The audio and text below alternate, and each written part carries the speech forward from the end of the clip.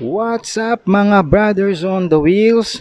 Today's episode, ito yung kauna-unahan nating episode sa ating serye pagdating sa Pantra Bikes. Unahin na natin itong Yamaha YTX 125 Super Gas Saber. And syempre, ganun pa rin ang gagawin natin, iikutan pa rin natin yan.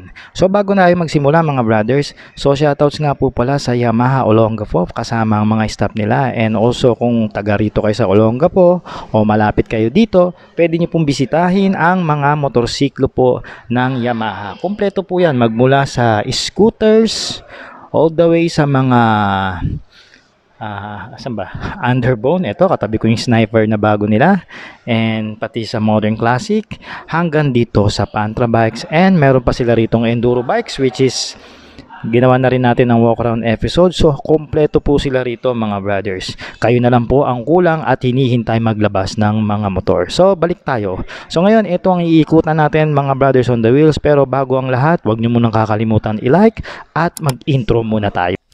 Brothers on the Wheels, bago tayo magpatuloy, baka naman pwede nyong i-like ang ating episode kahit wag na kayong mag-subscribe. Pero syempre, mag-subscribe na rin kayo at i-click ang all notification bell.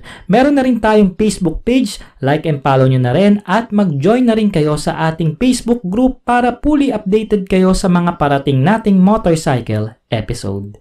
Cheers! Alright mga brothers, body design. Yan naman ang lagi nating inuuna sa ating walk around. So itong body design ng YTX 125 ng Yamaha, nandun pa rin yung pinaka-haplos ng kanyang pagka-classic stance. Although pagdating sa mga fairings, sa front fender, sa side fairings, parang may pagka-modernize na siya hanggang dun sa rear fender. And then pagdating dito sa tangki niya, masasabi nating mayroon siyang konting touch ng pagka-modern dahil may edges na siya Hindi kagaya sa mga ibang Pantra bikes na nandun pa rin yung classic tank. Pero dito sa YTX, ginawa na ng Yamaha na modern classic style. Yan. So by the way, this is gloss black finish. And then makikita natin yung mga linings niya, maganda naman, no? Naghahalo talaga rito yung pagka-modern classic ng isang motor. And also maganda rin ito sa mga project bikes. Ayan, halimbawa, gusto mong gawing cafe racer, scrambler, chopper, and so on. Ayos na ayos to. At the same time mga brothers, kaya natin to tinatawag na Pantra bikes. Para sa akin is a general purpose motorcycle ito. Pwede nating pang service, di ba? Pwede nating gawing sidecar, pang pamilya, pang negosyo, o panghatid sundo, anything na gusto mong gawin sa isang motorsiklo, kayang-kaya ng mga Pantra bike. Kaya tinawag natin na pantre, pang trabaho, no? Pang hanap buhay, basta pang may pang tigasin na lalaki o asawa. So ito, makikita natin mga brothers, itong YTX is nakaporma na o nakaabang na siya para lagyan ng sidecar. Bakit? Dalawa yung shock kabilaan yan, total of 4 shock yan sa likod. So napakatigas niyan pag gagawin mo lang siyang single. So kung gagawin mo siyang single at wala kang ka forever, biro lang. Kung gusto mo lang siyang gawing single, tatanggalin mo isang shock, no? Yung isang pares, kasi para maglaro ng maganda yung play ng shock sa likod, kasi pag hindi mo yan tinanggal, matigas yan o matagtag. Ayan, dito tayo sa kabilang side para makita pa natin dito yung body design ng YTX. Dito sa kabila makikita natin yung kanyang mahabang tambucho, yan, na flat finish na high temp of course. And then makikita rin natin dito yung kanyang mudguard na napakahaba para maproteksyonan sa init ang ating backride at tayo na magiging rider. Okay? Then ganun din yung shock dito, dalawa. And then itong pinaka footrest niya kabilaan, mahaba, no? So ibig sabihin, ito pwede ka magsakay dito ng dalawa o kaya pa nga ng tatlo kung nasa tricycle ka mga brothers. Pero kung single, bawal yon mga brothers. May batas tayo sa single na bawal ang overloading. So isa lang po ang pwede nating iangkas. Ayan, so inspeksyonin na natin ng malapitan mga brothers on the wheels kung anong klase at anong ginawa rito ng Yamaha sa when it comes sa kanyang pagkakabuo o yung tinatawag nating build quality. So okay, harapang bahagi muna tayo. Tignan muna natin yung kanyang mukha, no? Dito makikita natin yung kanyang malapad na headlight. I think this is a 7 inches round, katulad din ng Boxer 150 ng Bajaj o Kawasaki. Makikita natin may emblem dito ng Yamaha. This is good. Yan, katulad sa Honda. Hoy! And then yung headlight niya is gumagamit pa ng H4 bulb. Yan. Wala namang kaso yan. Pwede mo naman palitan ng H4 na LED yan kung maselang ka. Pero ito, sigurado, malakas yan. And then meron din siyang park light dito. Tapos yung quality ng kanyang salamin, makapal naman. And then may mga sinunod naman na standard pagdating sa quality ng salamin ng headlight. Pero plastic po ito mga brothers. Tapos yung gilid niya is chrome. Ayan, nagbibigay classic stance sa YTX. Plastic na po yung pinaka-housing ng headlight dito sa likod. And then yung fender niya rito, makapal, masasabi ko. Ayan, and then may mga edges dito. Yan nga, yan. Kaya nga siya nagiging modern classic tignan. And then meron siyang rupok at meron siyang kunat. No? Pero kung sakaling ito, mauuntog o wag naman sana maaksidente ka, sigurado po mababali po ito kasi matigas po siya. Pero at the same time, makapal naman. Front suspension ng motor, makikita natin dito, standard lang naman at wala namang espesyal. So ito naman po talaga yung kinakabit na standard telescopic port sa isang Fantra bikes. Ayan. Gulong niya, banana type. Na 17 inches ang rim na may size na 3.0. So ito po is MVP brand na made in Japan. Diba? Ayos. Sa halagang 50,000 pesos na motor, hindi naman tinipid ng Yamaha yung mga pyesang nilagay nila. Yeah, boy. Plus, ang gusto ko dito, yung rim na nilagay ng Yamaha, may kalaparan. I think this is a 2 inches dimension. Ay, ano ba? 1.85 lang na rim. Pero makapal siyang tignan eh. Tsaka gustong gusto ko yung pagka-finish ng chrome niya. Also, ganito rin yung rayos. So, ito po gumagamit pa ng mechanical drum brake sa harapan. Of course, Fantra bikes ito eh. Ayan, nakikita natin. But, responsive naman ang preno niya, no? Huwag mo lang mabasa. Kasi naninikit yan. So, ikot na tayo dito. So, makikita natin dito yung malaki niyang tawag dito, busina. Ayan. Sayang, hindi pa ginawan dalawa, no? Kabilaan, may high and low. At makikita natin dito ang kanyang makina, no? Ganun pa rin naman yung approach ng Yamaha sa mga engine nila, no? Flat finish and then may gloss finish. Ito yung carburetor. So, Euro 3 po ito, no?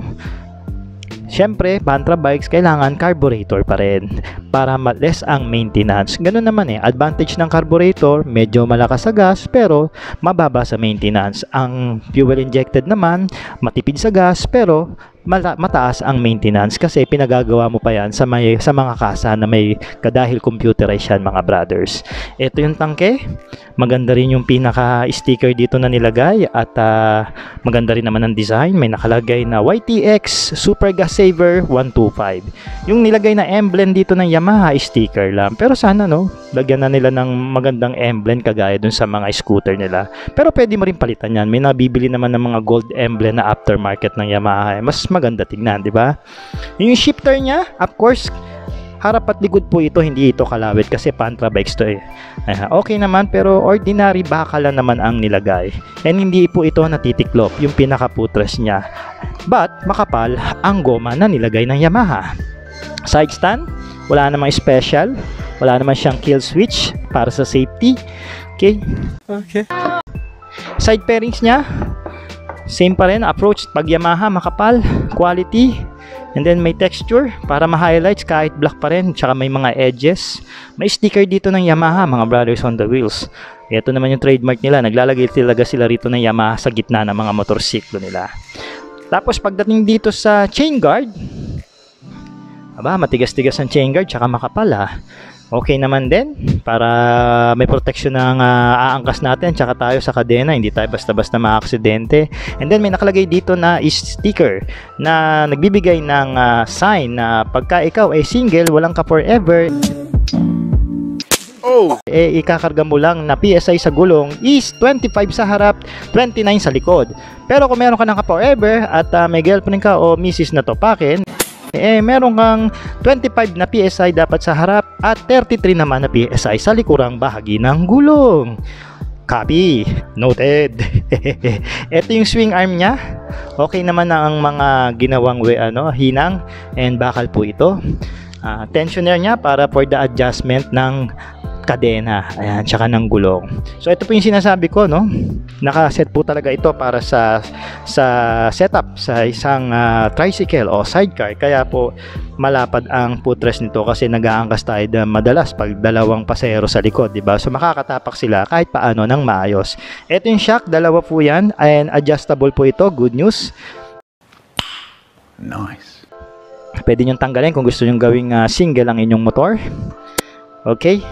And then yung kadena rito na ginamit ng Yamaha is 42 teeth po ang likod, and yung front naman niya 42 sorry, ang ginamit po rito is 45 teeth ang likod, and yung front niya naman is 14 teeth. Ayan. So more on meron po itong dulo, no? Mas pabor po ang dulo niya kesa sa hatak. Pero kung naging 15-45 divided into 3.0, so meron balanse ang hatak niya at saka yung dulo. So ganun naman po ang ratio pagdating sa kadena. But again, kung lalagyan nyo ito ng mga sidecar at magkakarga nyo na mabibigat, palitan nyo po na mas maraming ipin. Sabihin natin na 1648 o 1751. Ayan po, mga 3.0 po yan ang equivalent niyan, para hindi po hirap ang inyong makina or ang transmission ng makina. Alright? Lipat tayo dito sa pinakalikurang bahagi, ang gulong niya naman. No, so ang gulong nito sa likod 3.0 din, and same din ang kanyang brand is MBP Japan. Ayan. Maganda naman ang gulong, quality at soft compound naman ang nilagay ng Yamaha rito, mga brothers on the wheels. Hindi ka naman talo. Nice. Turn signal lights. Ayan po, pati harap tsaka likod na turn signal lights, bulb type lang naman, and then harap at likod flexible naman siya. Yan naman ang kagandahan niya. Okay? Fender ng likurang bahagi ng motor, okay din naman, makapal, at may absorption naman sa impact, kaya hindi basta-basta madadali o magkakrak kung sakali. Ito yung carrier niya. Mamaya silipin natin niya sa ibabaw para makita natin. At least meron siyang carrier, no? May nakalagay max load 3 kilograms. Yan, dito sa likod.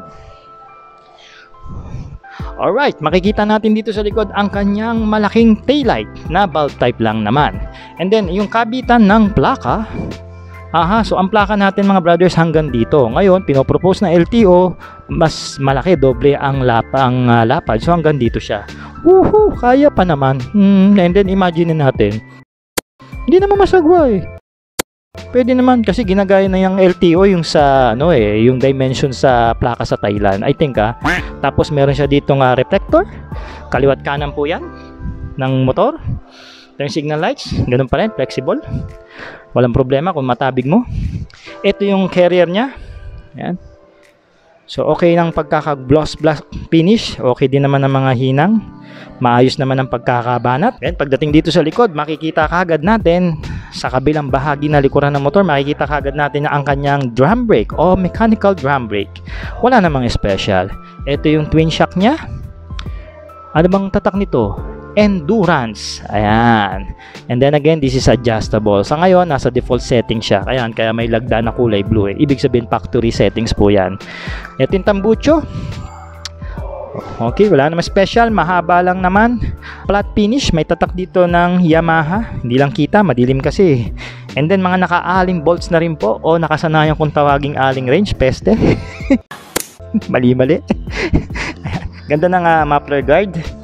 Okay din yung plastic, and then may mga air ventilation dito para pumasok at maglamig at tumulong maglamig sa tambucho. So mahaba, no? Hindi ka basta-basta mapapasok, at saka yung magiging back ride mo safe naman, no? Swing arm niya.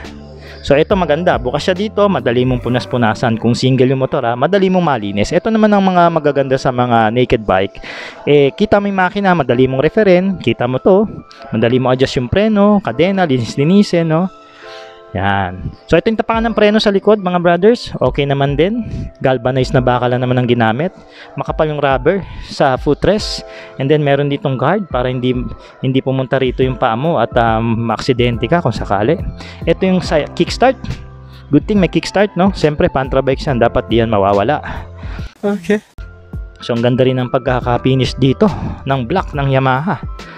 Flat finish po yan. Siyempre high temp. Then may same para yung sticker na nilalagay dito, Yamalube. Okay.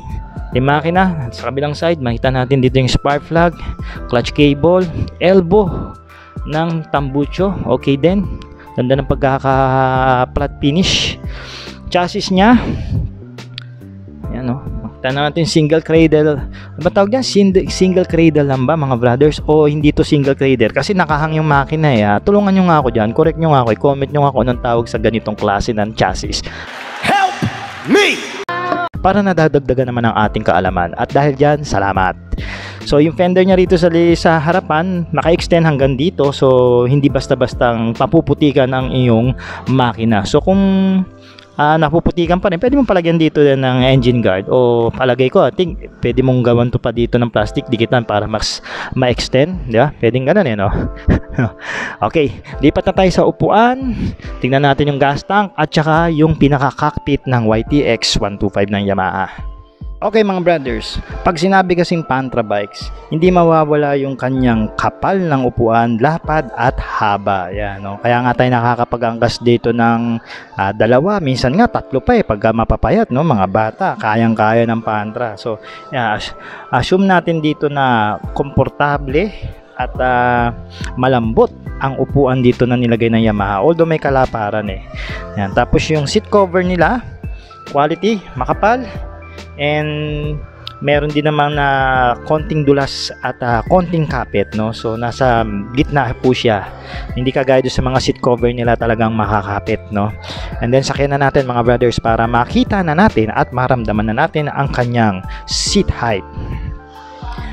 So for now, I'm only 5'5", kasama pa rin ang sapatos kong lumang Chuck Taylor. Ayan, makikita nyo mga brothers na nakatingkayad ako, no? Pero hindi naman ganon, sobra, no? Makikita nyo na nakalapat pa ng konti ang mga daliri ng pako. Hindi naman ako talaga sobrang tiptoe. Ayan. So, pero mataas-taas na rin ito for the 5'5 na height, So, yung mga 5'5 dyan, pababa, no? Kailangan po na makasanayan nyo. Or kung hindi nyo talaga kaya, pwede kayo magpalit ng rear shock. Mas mababa po. Then, ito yung buksanan ng tangke. So, ang ganda rin ng pagkaka-finish ng tangke rito sa taas na bahagi, no? Yung gloss block niya, and then meron ditong approach ng plastic para mag-highlights. I think, ito, may cover pala ito, no? So yung tangke nandito pa sa pinakaloob. So ito parang pinaka-cover niya pa. So para mas bulky o maging mas brusko patignan yung tangke ng YTX ba, okay din ayos ang approach. Tapos may mga sticker dito for the reminders. So ngayon dito makikita na natin yung kanyang I think yung pagkaka-rise ng manibela mga brothers is parang semi-high rise na, no? Kasi pag mid kasi mostly dito lang naman pero I think ito para sa opinion ko parang semi-high rise na ito o high rise na siya mga brothers on the wheels. Sige nga, comment nyo nga dyan. Okay. At dito sa kaliwa makikita natin ang kanyang flasher o fast light. Ayan, ito yung clutch. Pagka pinipiga ko, okay naman, malambot smooth okay ayos ang approach dito Yung handle grips, malambot, makapit. And then meron pang 1 inch almost dito na space para sa mga ducks dyan. Oh! Ito yung high beam, ito yung low beam.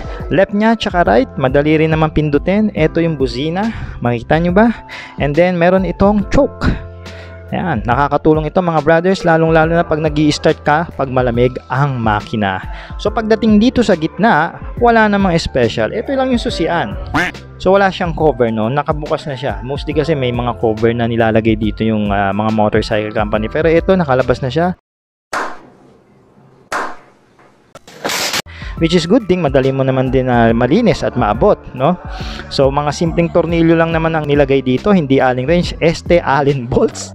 Ayan, nakasanayan ko. At buti naman kinokorek tayo ng ating mga subscriber na mag-pronounce ng mga tamang words, no? Yun naman yung gusto ko doon. Okay.